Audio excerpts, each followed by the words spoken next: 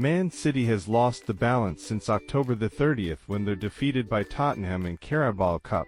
Since then they played 10 games in all competitions. They drew in 2, won in just 1 game, and they lost in 7. Such a huge pressure on Pep. So what exactly happened during Manchester Derby at Etihad? And how everything changed after 85 minutes and the result became 2-1 for Man United in just 2 minutes? And what did Ruben Amorim do to ruin Guardiola's thoughts? So let's go guys and talk about it in details. But before that, please be sure to like, comment, share and subscribe. So let's dive into today's video.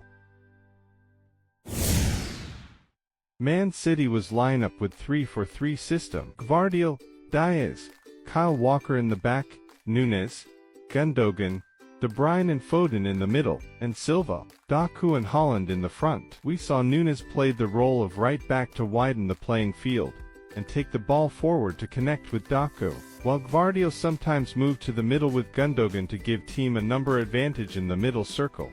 Well, this point will lead us to Manchester United's lineup. As appeared, they play with 3-4-2-1 system. Lisandro Martinez, Harry Maguire, and De Ligt in the back. Bruno and Ugarte in the middle. Dalot and Marphologiya as full backs. Ahmad and Mason Mount are behind Højlund in the front.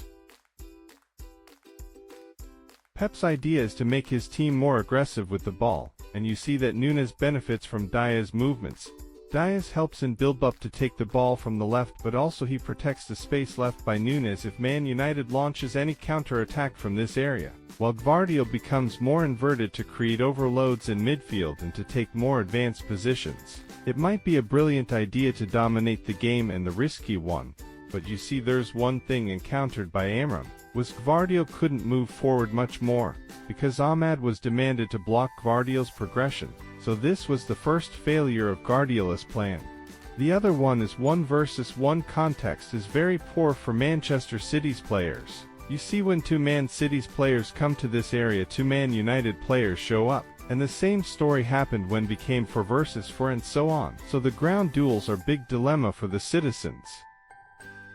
But the determination was so clear in the Red Devils' souls. It was so clear that the team didn't struggle with the transition higher using quick short passes, or sometimes long ball style. We see it didn't take 5 seconds to go up high. Speaking of soul, we can't forget talking about Ugarte. He stood like De Bruyne's shadow. He forbade De Bruyne from his role as Freeman to connect with Haaland. As you see, Nunes was with the ball and saw that De Bruyne is Freeman with space. So what happened? Ugarte instantly took 3 steps and cut the ball, and then Man United launched a counter-attack. And this is another example of how Ugarte put De Bruyne in the bag, as De Bruyne dropped because of Man United high pressing and still he couldn't be free. So for this reason De Bruyne was subbed off, and Kovacic came in as the citizens lost control. But that let Amorim made some substitutions, but what was so important is when Anthony entered as a right wing back, Ahmad went as second forward with Xerxes, and this gave him some freedom to move in the depth and the flanks. And don't forget that with these changes, Man United encouraged playing with long balls, and these efforts paid off in the Red Devils' second scored by Ahmad. Man City suffers from a lot of things, but the important key problems like a lot of high-risk strategies, which are not suitable for their current situation. The team is suffering from injuries, especially in the defense area. We still see Pep plays with the high-line defense while there's no pivot.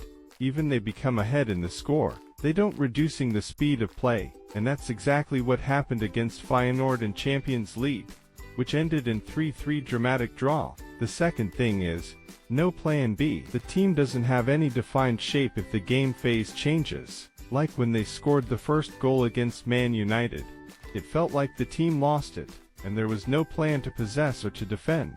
And the last thing is Haaland needs to be more involved, not just only inside the box and scoring goals, but also in helping the team outside the box. It may take some time, but I think with his quality, he has ability to develop.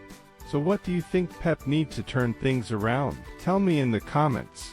Thank you for watching this video, but don't forget to support me with like, subscribe, share and comment. See you in the next one.